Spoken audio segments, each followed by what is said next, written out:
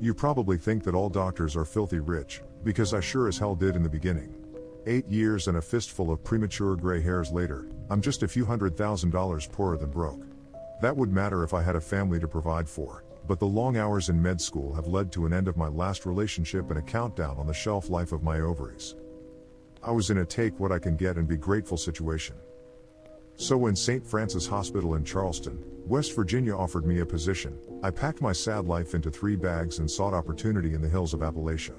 19 of us started in July, and 13 have since dropped out. I like to think of myself as the rat that wouldn't drown. Some people broke inside after watching children die because they weren't good enough doctors quite yet. Everyone has to be a rookie at some point.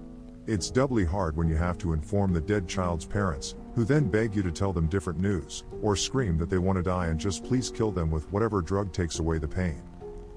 But most of my incoming class couldn't handle the chief of medicine. Dr. Vivian Scrit is, without a doubt, the biggest bitch I've ever met. Now I know why. 19 of you start today, and we've got a pool going with bets on how long each of you will last, she told us on day 1.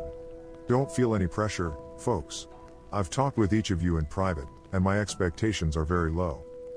She peered condescendingly over her thin spectacles, snorted, then turned around to walk away. You should know when to follow me and when to stay away, because I'm not going to waste time explaining what you should figure out on your own. We gawked at one another, all feeling weak and small, then scampered after her. I was last in line, and felt out of place taking even that much. You should have the list of expectations for St. Francis, Dr. Scrit explained as she walked on, not bothering to look at us as she talked. I printed 18 sets of rules so that you would have to challenge one another for them, knowing that one of you would be left behind. An icy cold settled in the pit of my stomach as I saw everyone look down at a list of rules that only I did not have. If you cannot follow these rules, there will be no place for you in this hospital. It most likely means that you are unsuited to be a doctor, and should consider a profession that demands a weaker mental aptitude. At that, she turned around to face us all. And if you think that I'm the type to give second chances after a mistake, you're woefully underprepared for the world of medicine. She stopped and looked at each of us in turn, apparently expecting a response that no one dared to offer. Well, she shot out in exasperation, why are you standing here? People are dying. Get to work. No one wanted to show me their list of rules, so I had to wait until one of my classmates died. It took nearly a week. I was working at 3 a.m. because I had only been on the clock for 10 hours. I was rushing into another room so that a patient wouldn't know I was Googling his symptoms. Doctors do this far more than you realize. When I saw Myron by himself in an OR, I stopped immediately. Myron? I squeaked. What the hell is that? His arms were working furiously, but his back was turned toward me, so I couldn't see what he was doing. Something felt wrong. Myron was the pick of our litter.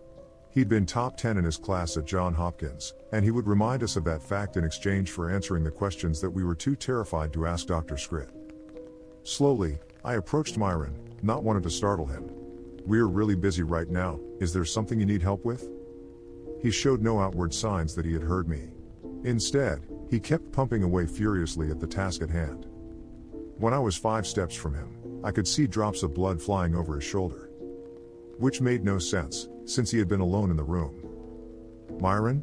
I whispered, barely loudly enough to hear my own words. I slowly crept around his left side, finally bringing the scene into full view. Myron's abdomen was split from sternum to pelvis. His esophagus spilled out, and his stomach sat on the table. A nest of quivering small intestine led from the bottom of his stomach back into his shredded torso. Myron showed no outward signs of pain. He was too busy working. He clutched his own stomach tightly in his left hand, the folds squirting through his fingers like unbaked bread. His right hand was working furiously with a scalpel, sawing his organ into ribbons. Rivers of sweat poured down his forehead with the intensity of the effort. I tried to scream, but it only came out as a moan. That was enough to get Myron to notice me. Slowly, he raised his head. Slowly, he smiled. It was not a happy smile. With eye contact locked on me, he licked his lips, angrily stabbed a piece of his stomach, and lifted it to his mouth. He bit. He chewed. Then he lunged. But most people don't know how to move with their innards splayed out for all the world to see, and this was his downfall. Myron's tattered guts caught on the corner of the table, and he fell to the floor. Finally, he screamed. I had learned very early in my medical career that compartmentalization is indispensable. That instinct took over my brain in the moment, and I acted clinically. Myron was still grasping his scalpel with his right hand. I kicked it, hard, and it flew out of his hands. He stared at me and screeched. With his entrails still wrapped around the table, I figured my best option was retreat. I moved to the back of the room as a doctor and a janitor burst in. And in possibly the most shocking moment of the night, I realized that they were not shocked. Myron was anesthetized, subdued, and extracted within a minute of their arrival. For a moment, I was alone with a pool of blood and diced stomach lining. And something else. A sheet of paper lay on the floor, its corner just touching the edge of the creeping blood. Myron had dropped his list of rules. The practical part of my brain continued to drive me. I snatched the paper from the ground, then quickly exited the room, taking care to avoid the puddle. I didn't want to leave any bloody footprints in my wake. I knew that I had to read the list as soon as I was able to find 30 uninterrupted seconds to myself. 3 hours later, I had my opportunity and ducked into a janitor's closet. With a shaking, exhausted hand, I pulled the chain on a bare bulb, tried to ignore the noxious smell of leaking ammonia, and read. St. Francis Hospital Rules, Guidelines for New Doctors. 1. Never, under any circumstances, share your copy of the rules with anyone else. 2. If any other doctor displays erratic behavior, leave the area immediately. Do not make eye contact. 3. If any other doctor is approached or detained by someone in a janitor's uniform, do not interfere. Never ask about that former doctor again. 4. Never touch any seemingly abandoned Reese's peanut butter cups. Those are Dr. Scrit's favorite candy. 5. Any child that dies in St. Francis Hospital must be cremated within 120 minutes of official time of death. If you suspect this rule has been broken, alert Dr. Scrit, and the hospital will be evacuated. 6. There is no children's burn unit at St. Francis Hospital. If you find yourself there, continue walking until you return to familiar territory. This usually requires traveling in a straight line down the central hallway for 47 minutes.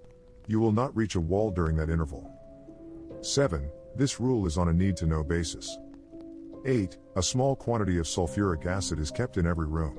This is only intended for use on patients with severed spinal cords. If they attack, a hypodermic injection of H2SO4 into the cranium is the only way to subdue the subject. 9. The morgue must house at least 13 cadavers at all times. 10. If find yourself on the hospital roof with no memory of how you got there, you have only 2 choices. Either wait for an extraction team to find you, or jump 4 stories to the sidewalk on Court Street. 11. If you see room 1913, do not look directly at the numbers. Do not open the door. This is, by far, the most important rule. My heart stopped when the door opened. Dr. Scrit was staring at me. What little emotion shined through her exterior seemed to be surprise. We both stood, frozen, for 5 seconds of agonized silence. Dr. Aphelis, she drawled gravely, I'm shocked. She stared down at the blood-stained list of rules in my hand. I reached for words. Any words, because literally any response would make me look less guilty than I did in that moment, staring up at my boss's boss and saying literally nothing in my defense as she weighed my soul with her eyes. And I said nothing. You took a list that wasn't yours, and were nowhere to be found after your coworker experienced such an unnatural incident. Dr. Scrit huffed through her nose. It seems that you're willing to do the unthinkable in the name of getting what you need. And Myron couldn't even follow the most important rule. She clenched her teeth. I had a 4-year streak of predicting which incoming doctors will break the soonest. This will ruin my chances in the office pool. The ghost of a smile graced her lips before she turned to leave. Get to work, doctor. You've got 3 hours left on your shift, and those symptoms aren't going to Google themselves.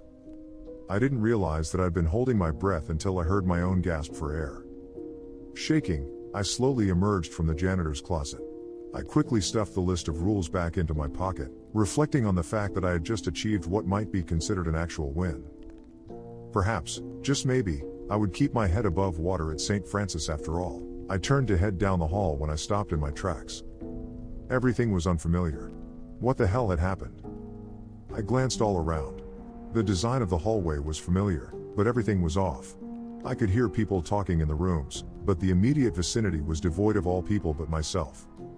Nothing made sense. Then I looked up. And I'll be honest, I peed just a little when I read the sign. St. Francis Hospital, Children's Burn Unit.